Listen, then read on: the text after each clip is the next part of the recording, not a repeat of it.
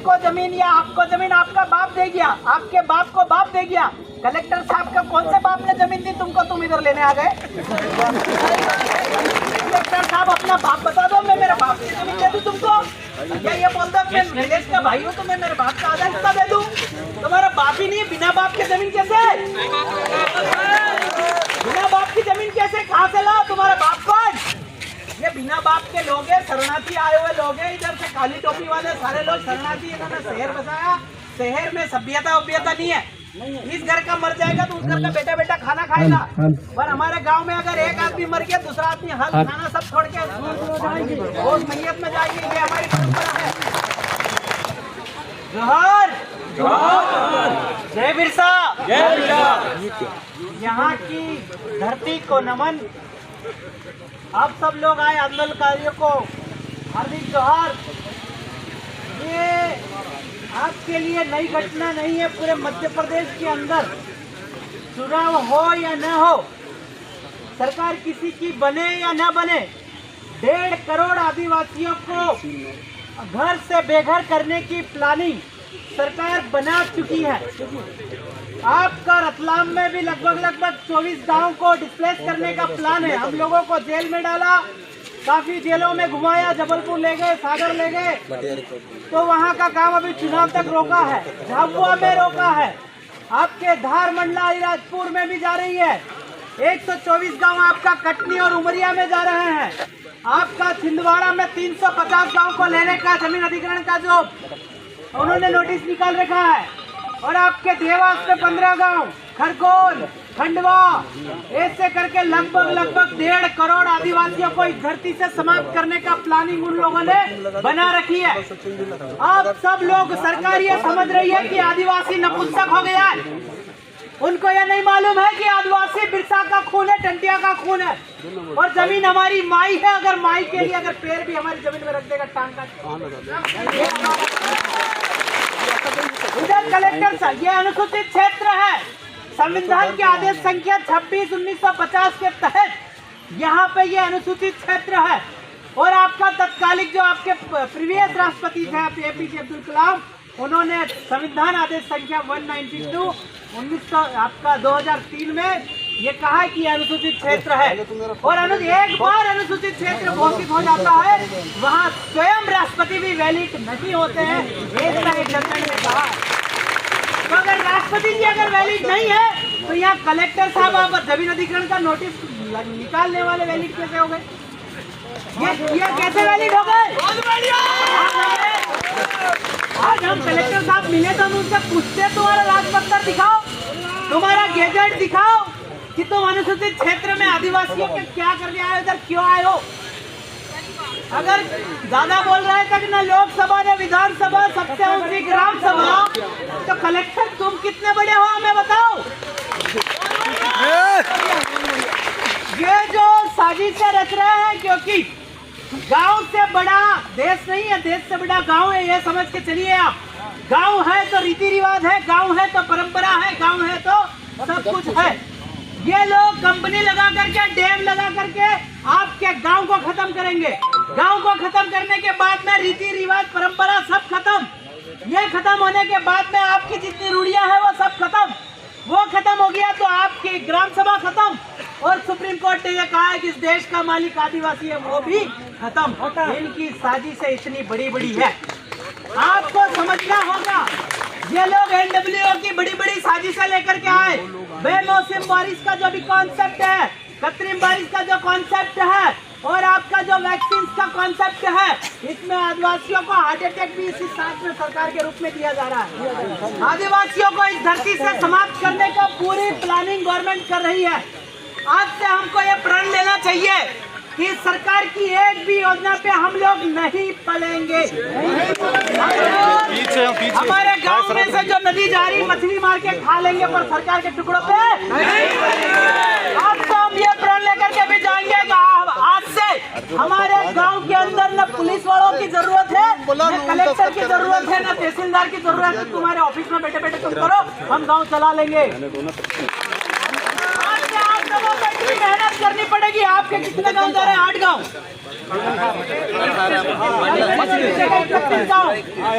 31 गांव जा रहे हैं। एक गांव की पब्लिक 1000 करे तो लगभग 30,000 पब्लिक को मारने का प्लान सीधा कर रखा है। 30,000 पब्लिक और एक घर में 5 झांडे बकरी, लगभग 3-15 लाख जीवों को मारने का प्लान कौन है? कलेक्टर साहब कर रहे हैं। 302 लगाकर जेल में इनको डालना चाहिए कि नहीं डालना चाहिए? आपकी ऑफिस में बैठे बैठे आप धारा लगाओ और तुम ही जेल में जाओ। ये जो जमीन छीनने वाला कॉन्सेप्ट ना करे। जमीन एक माँ है जिसने जन्म दिया और उसको उससे बड़ी अगर कोई माँ है तो वो जमीन है। और जमीन का समझौता हम नहीं करते, फगन सिंह पुलिस जैसे लोग करते होंगे तो करते होंगे, हम लोग लोग तो है। 5 जनवरी 2011 के जनगण में ये कहा है कि आदिवासी देश का मालिक है। और साथ में ये भी कहा है कि आदिवासियों को बेदखली, उनको परेशान, उनको संरक्षण करना ही सबसे बड़ी देशभक्ति है। हमको डैम से स्थापित करके कितना बड़ा देशद्रोह का काम कर रहे हैं। ये कोर्ट ऑफ कंटेम्प्ट कर रहे हैं। कोर्ट आदरणीय शिवराम भाई ने ये जो कहा है कि वो कलेक्टर साहब और एसपी साहब को तो जेल में होना ही चाहिए।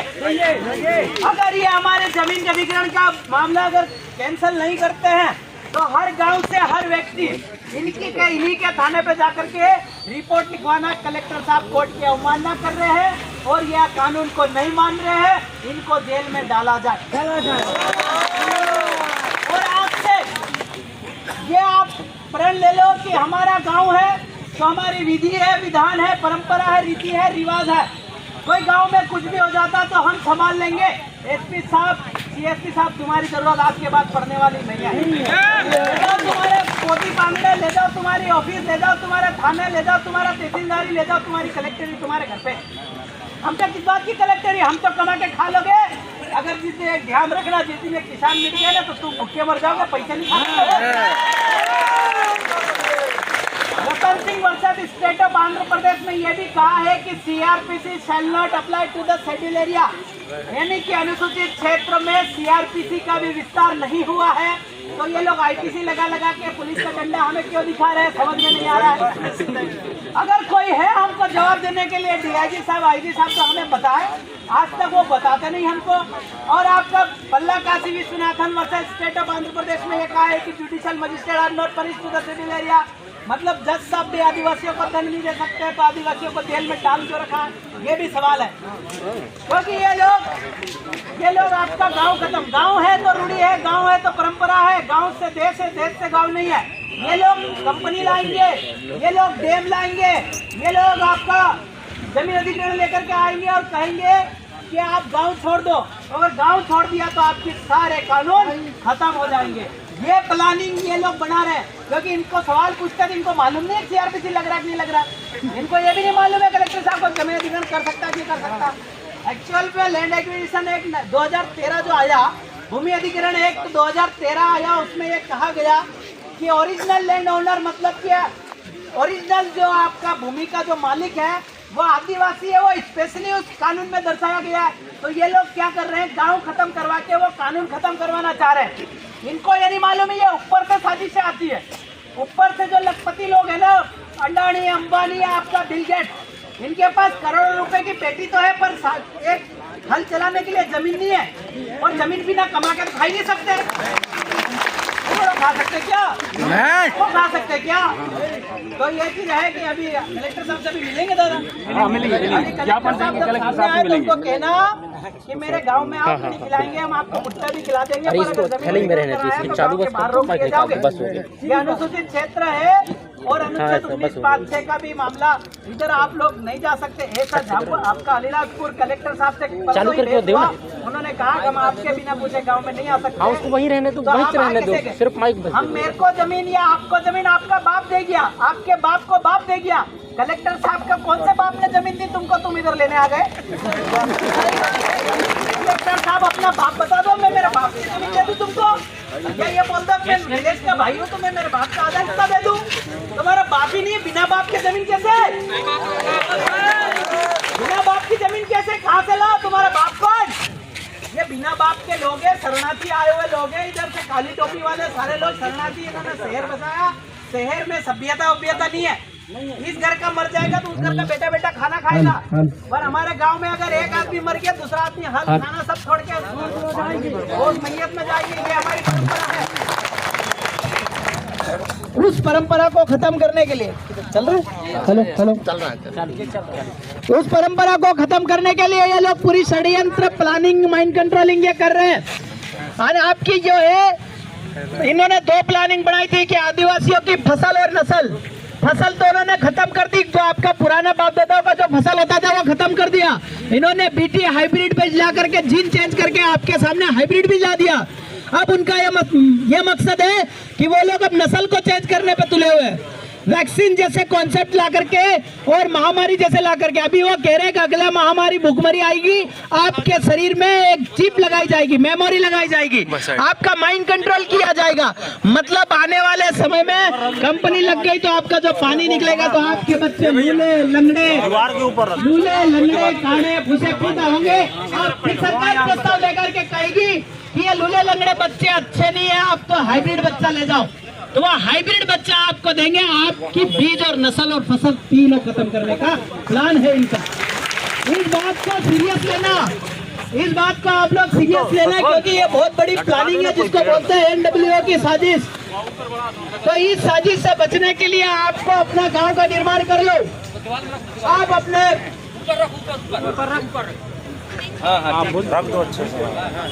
आप अपने गांव का निर्माण कर लो। खाने पीने की व्यवस्था देसी रूप से कर लो। ये शहर वाले तो मरने वाले हैं, क्योंकि इनका NWO की साजिश में पहले यही निपटेंगे। क्योंकि ये घर में बैठे बैठे देख रहे हैं, खा हमारी जमीन का रहा है, इनको जमीन का कोई पला पड़ा नहीं है। क्योंकि हम लोग कमाते हैं, हमें मालूम है कि जमीन क्या चीज होती है। इनको नहीं मालूम है 10 रुपए का किलो धान ले आते हैं, 20 रुपए किलो धान लेके आटा बड़ा खा रहे। उनको ये नहीं मालूम हम लोग जो है, कोरोना जैसी महामारी आया, लॉकडाउन आया, सबसे ज्यादा जिंदा हम ही रहे, बाजार वाले पहले निपट गए। एसपी साहब, पुलिस वाले जितने भी साहब खड़े हैं, आपसे भी निवेदन है कि हमारा सहयोग करो। नहीं तो आपका लॉकडाउन आया तो आपको हम ही शरण देंगे। उधर गांव में कोई शरण देने वाला नहीं, इधर बाजार में आपको बोलने कौन है बताओ। गाँव के लोगों में बड़ा दिल होता है गाँव वालों का। कोई भूखा अगर आ गया तो भूखा जाने नहीं देते, इतना बड़ा दिल है हमारा। हाँ, पानी 1 गिलास होगा तो आधा पिएंगे, पर देंगे, पर आप हमारी जमीन मत छीनो। और हम वो खून है कि बिरसा मुंडा को जेल में चमड़ी उधड़ी गई और बोला गया, बोल तू इस आदिवासी नहीं है, बोल तू इस देश का मालिक नहीं, मर गया पर नहीं बोला। तो आप सोच सकते हो हम हमारी जमीन के लिए क्या क्या कर सकते हैं। ये चीज सोचता है कि गर्दन कलम हो जाएगी पर जमीन का एक टुकड़ा नहीं है। आप सब लोगों को, महिलाओं को, अगर 31 गांव जा रहे हैं दादा, अगर 31 गांव जा रहे हैं तो एक गांव से 1000। अगली बार अगर कोई ऐसी चालाकी करते हैं कलेक्टर साहब, तो आपके 30,000 लोग इस सड़क पे होना चाहिए अगले आंदोलन में। आज तो कलेक्टर साहब से हम जवाब पूछेंगे, तुम गांव से बड़े तुम हो कि आपका गांव है? अगर ग्राम सभा बड़ी है तो आप मानो, अगर ग्राम सभा बड़ी आप बड़े हो तो फिर कोर्ट की अवमानना कर रहे हो। और अगर आपकी जमीन है तो आप आपका बाप बता दो, हम देने को तैयार हो। अगर वो बोल दे कि मेरा भाई है तो मैं आधा हिस्सा, मतलब कि ये है आपका। ये लोग जब वन विभाग लेकर के आ गए, अब वन विभाग का बाप कौन? हमने गांव हमारा बनता है तो सीमा होती है, उस सीमा से दूसरी सीमा दूसरे गांव की, तो बीच में जंगलात कहाँ से? और उस जंगलात का बाप कौन? हमारे पटेल कमेटी ने काकड़ खींची, सीमा खींची, उधर हमारी सीमा खींची, ये कानून बोलता है। और जो खेवट करा, हमारे बाप दादा ने खाली पड़ी जमीन की खेवट करी, वही इनके कानून में जो शब्द है वो खाता नंबर है। अब ये लैंड रेवेन्यू इनकी भाषा नहीं जानते, ये बस कानून की और दादागिरी की भाषा जानते, IPC की भाषा जानते। इनको जमीन के कानून नहीं मालूम। अगर किसी डैम में आप इंग्लिश पढ़ के आ जाओगे, तैरते नहीं आया तो वहीं मर जाओगे। क्या काम किया आपकी इंग्लिश? ये जीवन के जो जमीन की भाषा वो ये है कि कभी हमारे गांव में, गांव के लोग कभी भूखे नहीं मर सकते अगर जमीन है तो। पर तुम्हारी भूखमरी आई तो तुम शहर वाले पहले निपटोगे। इसलिए कह रहे हैं कि गांव को बचाओ, गांव को रहने दो। तो ये चीज है, आप सब दावा करो कि मछली मार के खा लेंगे, पर इन बाजार वालों पे, इनके इन ऑफिस वालों पे कभी नहीं आएंगे। कोई भी गांव में लड़ाई हुई तो आपस में समझ लेंगे, कभी पुलिस वालों के पास नहीं आएंगे। क्योंकि आपने लड़ाई हुई, पुलिस वालों के पास गए तो पुलिस तुम्हारे पास आई, अभी जमीन छोड़ो। आपका जो तहसील में भाई भाई की जमीन की लड़ाई हुई, तहसील में गए तो तहसीलदार आपको अलग, जमीन छोड़ो। इससे अच्छा है कि एक बाप के दो छोरे हैं तो आप बराबर हिस्सा कर लो और गांव में रहो, तहसीलदार की जरूरत नहीं है। है ना? पटवारी साहब, तहसीलदार साहब, जमीन मेरी, मेरे बाप की, मेरी जमीन, और वहाँ के कह रहे मैं नाप, तो ये कैसा न्याय है भाई? अभी आज से हमारे गांव का न्याय है कि गांव के 5 आदमी बैठेंगे और बराबर जमीन कर लेंगे, सब निपटा लेंगे, तुम्हारी जरूरत नहीं है। और इधर जमीन अधिग्रहण करने मत आ जाना, अन्यथा वापस लौट नहीं पाओगे आप। जय बिरसा। आप लोग जमीन नहीं देना चाहेंगे?